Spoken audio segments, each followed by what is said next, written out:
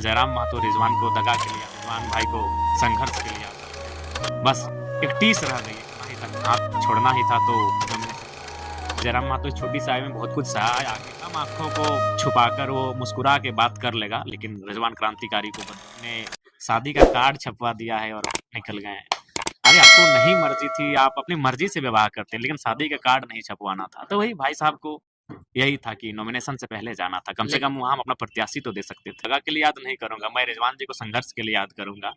हालांकि मेरे समर्थक, उनके समुदाय के ही कुछ लोग उन्हें दगा के लिए याद कर सकते हैं, लेकिन जयराम महतो रिजवान को दगा के लिए याद नहीं करेगा। मीडिया मुझे 1000 बार अगर सवाल करेगी तो मैं 1000 बार यही कहूंगा कि मैं रिजवान भाई को संघर्ष के लिए याद करूंगा। बाकी वो जहां रहे खुशहाल रहे, बस यही एक मैंने एक टीस रह गई, एक मलाल रह गया कि जाना ही था, हाथ छोड़ना ही था तो नॉमिनेशन से पहले छोड़ दे। सोचा जाएगा, हम लोग बहुत भावुक इंसान है, बहुत कोमल हृदय के इंसान हैं, और कभी अगर हम लोग इतने चालसाजी नहीं है, डैमेज नहीं होगा। वो स्वागत है, वो डुमरी आए, बेरमो आए आए, कोई दिक्कत नहीं। अगर वो मेरे खिलाफ भी बोलते हैं तो हम उनको, क्योंकि उन्होंने संघर्ष किया है हमारे लिए, बहुत मेहनत किया है, लेकिन होता है मान, पता नहीं उनको शायद फ्यूचर जो होता है वो एक दूरदर्शिता की सोच शायद नहीं देख पाए दूर तक जयराम महतो को। वो काफी कुछ पल के लिए चले गए और वो जहाँ गए, हेमंत सोरेन तो अस्थायी नेता थे। आज अगर उनको जरूरत थी तो जयराम महतो की जरूरत थी। हेमंत सोरेन अस्थायी नेता हैं, 3 बार के मुख्यमंत्री हैं। उनके जाने, रिजवान जी के हेमंत के पास जाने या ना जाने से कोई फर्क नहीं पड़ेगा, लेकिन अगर जयराम महतो के साथ रहते तो बहुत फर्क पड़ता। दूरदर्शिता की कमी दिखी उनमें और वो चले गए, जहाँ भी जाए खुश। अपने सारे साथियों को, जो फोर व्हीलर में गए थे, फोर व्हीलर को हम आधे रास्ते से घुमा दिए। हम घर से बाइक मंगाए, बुलेट। हम बोले नहीं, आज किसी के साथ हम नहीं जाएंगे, आप लोग अपना घर चले जाइए। और सही बात है, हम बुलेट मंगाए, बुलेट में बैठ के घर गए, कमरे को बंद किए और आंखें गिली थी। इसलिए गिली थी कि सवाल यही है कि आज मैंने अपने शरीर को गला दिया। मैं किस पे विश्वास करूं?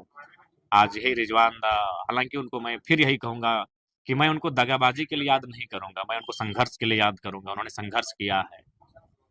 आज मुझे भी वो दिन याद आता है कि जब मैं वो तेतुलमारी के अपने मोहलेडी गांव में थे, पहली बार, आज से 2.5 साल नहीं, लगभग पौने 3 साल पहले, उससे भी ज्यादा, 2-3 महीना कम कही कि 3 साल पहले मैंने उनको कॉल किया और उनको मैं अपने मामा घर लेके आया, क्योंकि उस समय हम लोग को मीडिया कवरेज नहीं करती थी। तो पहली बार उनको हम मामा घर बुलाए, हम मामा घर में रहते थे, मामा घर का नाम आमडी है।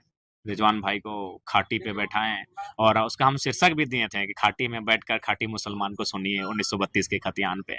वो मेरा पेज था, वो चैनल भी नहीं था, नहीं उससे पहले तक रिजवान जी को किसी चैनल ने भी कवरेज नहीं किया था। मैंने खुद उनको अपने पेज पे लाए कि रिजवान भाई आप बोलिए, तो फिर उन्होंने बोले और वो वीडियो हमको लगता है एट ए टाइम 80,000 व्यूवर्स ने देखा और समय आते थे शायद लाखों पार हो गया था। तो मैंने उनको स्वयं निमंत्रण दिया था कि इस आंदोलन में आप मेरे साथ चलिए, वो चलें, बहुत अच्छा चलें। बीच में फिर वो अपना JKMM कुछ बनाने, अपने समुदाय को गोलबंद किया और फिर वो हमारे साथ आए। बाकायदा हम भी उनको लेकर आए, यही कहा कि लोकसभा के चुनाव में आप हमारे लिए मेहनत कीजिए, विधानसभा का चुनाव आप तो लड़ेंगे ही लड़ेंगे। और बाकायदा विधानसभा का चुनाव उन्होंने बगोदर सीट को मैंने उनको प्रीफर किया था, इसलिए चूंकि वो उन्होंने 1 साल तैयारी किया था बगोदर से। जब वो JKMM बनाए थे उस समय वो बगोदर से ही तैयारी कर रहे थे। तो फिर हम बोले वो बेहतर सीट है, वहाँ समीकरण भी बहुत सुंदर फिट वेट रहा है। तो मैं बोला, फिर अचानक पता नहीं उनको कहाँ से ये आइडिया आया या फिर किन लोगों ने उनको हिंट किया कि वो गांडे चुनाव लड़ेंगे, हॉट सीट लड़ेंगे जहाँ मुख्यमंत्री की अर्धांगिनी हो। मैं गांडे के लिए कैसे सोच सकता, तैयारी किए थे, साल भर किए थे तैयारी और अच्छा तैयारी किए थे। तो मैंने, हाँ, मैं गिरिडीह तक हार्डली गया था, क्योंकि गिरिडीह मेरे असेंबली सॉरी कॉन्स्टिट्यूशन में आता है। तो मैंने गिरिडीह लोकसभा में, गिरिडीह विधानसभा उनको कहा था, क्योंकि वहाँ उनके समुदाय की आबादी भी 60,000 से ज्यादा है, हमारे समुदाय भी कुछ ठीक ठाक है रिटर्न में। तो मैंने उनको गिरिडीह तक प्रीफर किया था कि आप तो बड़े नेता हैं, आप चयन कीजिए। और मैंने उनको गिरिडीह, बगोदर, गांडे मेरे दिमाग में नहीं था। तो फिर वो बोले नहीं, हम गांडे से लड़ेंगे।